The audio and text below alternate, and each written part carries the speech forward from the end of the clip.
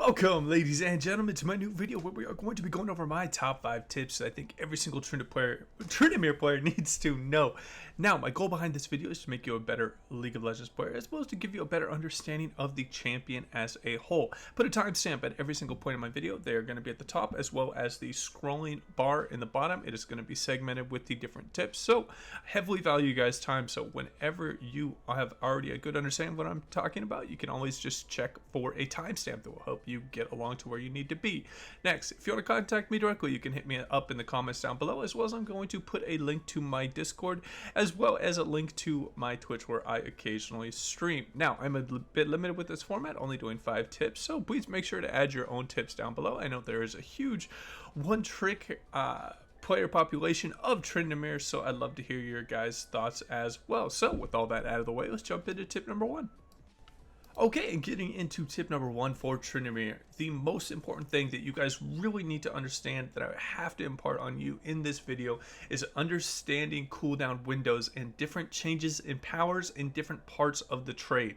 So, for example, Tryndamere can excel extremely well against champions that are ability based because he's able to take advantage of the downtime of these abilities with his extremely high consistent damage, with his extra critical strike, with his extra chase down potential. He can get to a really strong point because of his great base stats and just overall base damage that he is going to output without abilities. For example, something like a Renekton you're going up against, and when he uses his W, he is going to be extremely weak after that. You're going to be able to out trade him extremely easy. And something like a Q maybe uses his E. This is when you want to look to pounce on the enemy after they use their abilities, because you have very few abilities that you are actively using to just make your trades extremely important. You do not always have to have your mocking shout up in your trades, and your spinning slash is a rather low cooldown, so it is going to be a lot lower than the trading potential of your enemies. So always look to take advantage of the windows after enemies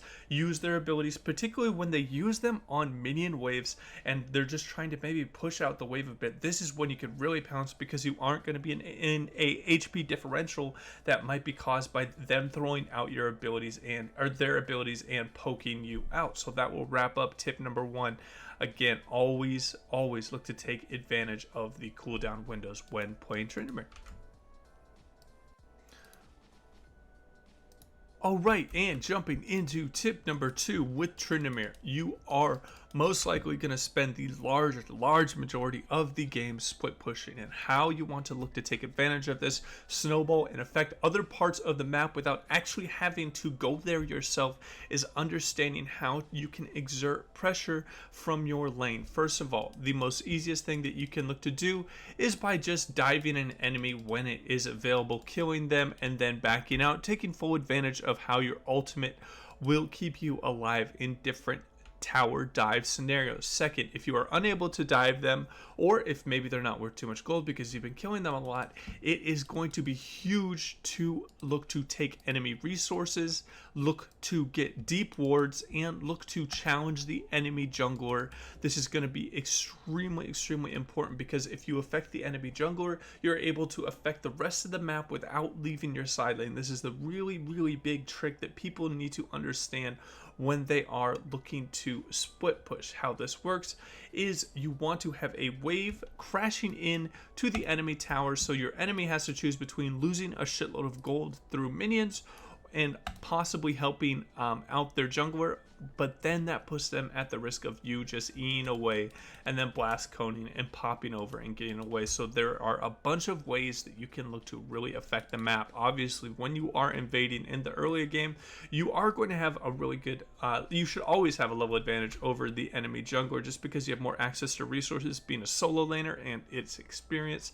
So you should be able to win most dueling scenarios when playing Tryndamere post 6. Always look to ping your allied jungler as well if they are in the vicinity to help you with your just overall invade, because this is going to enable your ally jungler to get stronger and affect the map more often, and it's going to put your enemy jungler behind. So this is going to be a huge swing in momentum in the game. This is really one of the base concepts that you need to understand to be an effective split pusher, as well as to understand, hey, the 1v1 situation is really my job. I need to be able to win 1v1 situations, and how you do that as Tryndamere is you just hit them over the head with a large amount of gold. So always be on the lookout for places where you can get as much resources as possible, whether it's even taking the scuttler if your jungler is on the other side, or maybe taking a herald. This is all your responsibility. You need to be as greedy as possible when playing a split pusher, so you can always win the 1v1 against the enemy laner. And that will wrap up tip number 2.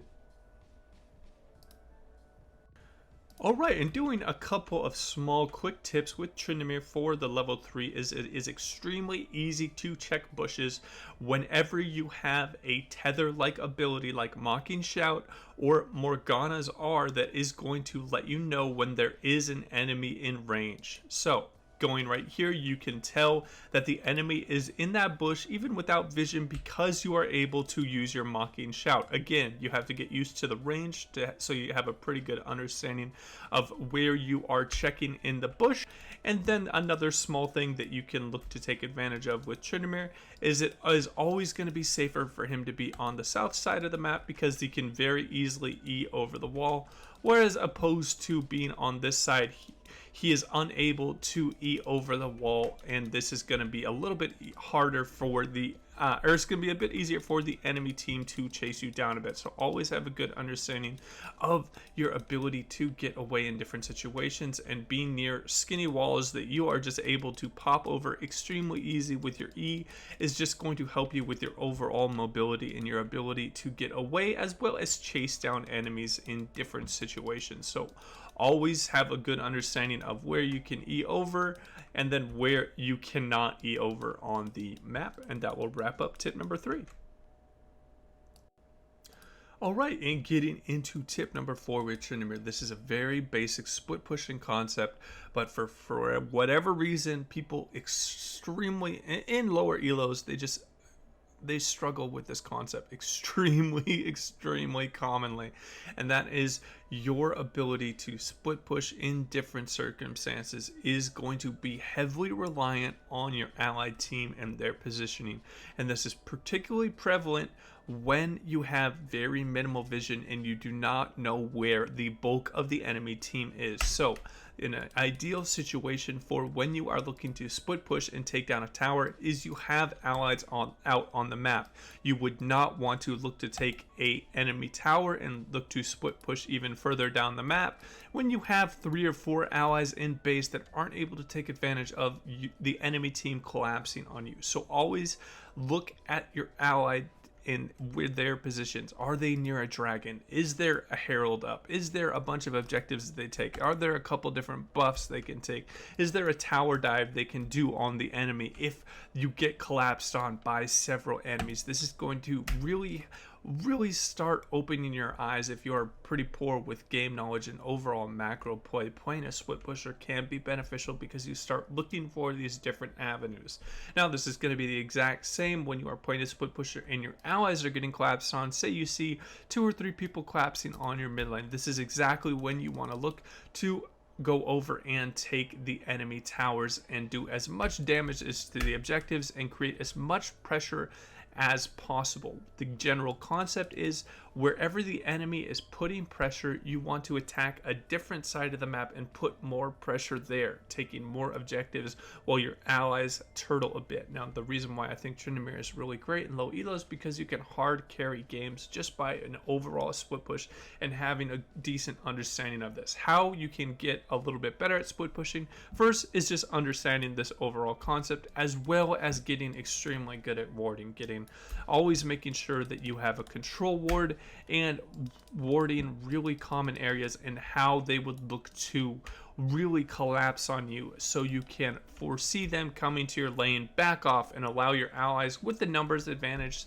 Say a couple of people are coming top to take you out, you just need to spam ping the dragon and hopefully the allies will react. So In low elos, it can be frustrating sometimes to split push because they are not too used to it or they do not have the best macro sense. You just need to treat them like they're complete morons and spam ping them and tell them to take full advantage of the number advantage that they are going to get when you are creating pressure in the different parts of the map. And that will wrap up tip number 4 for Tryndamere.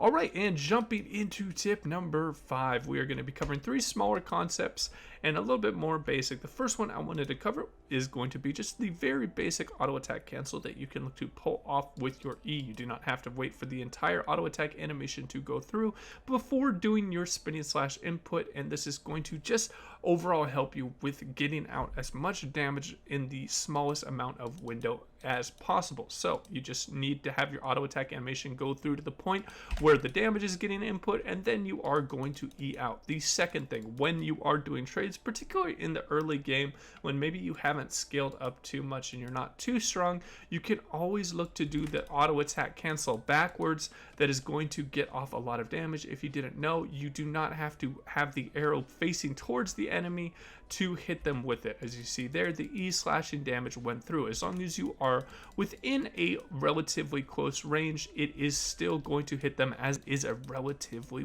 wide hitbox coming out of your spinning slash. The second thing I want to cover, there is nothing more embarrassing than a Tryndamere that is going to die with their Undying Rage up. I'm pretty sure this happened to every single Tryndamere main where they just didn't realize the different amounts of damage that is coming out. So it is very helpful to have a good understanding of the enemy damage output and being extremely careful of enemies with large burst windows. So champions example, I play a lot of Veigar, and I know when it is a more inexperienced Tryndamere, I can look to ult them, particularly if I haven't been around them and they haven't seen my damage thresholds. I can kill them in a animation of QWR. If they don't think that is going to one-shot them, it will. So just having kind of a sneaky burst damage window is what sometimes people look for on very bad Tryndamere players. So how we look to counter this on Tryndamere, first of all, it's always the best is just having a decent amount of game knowledge and having a good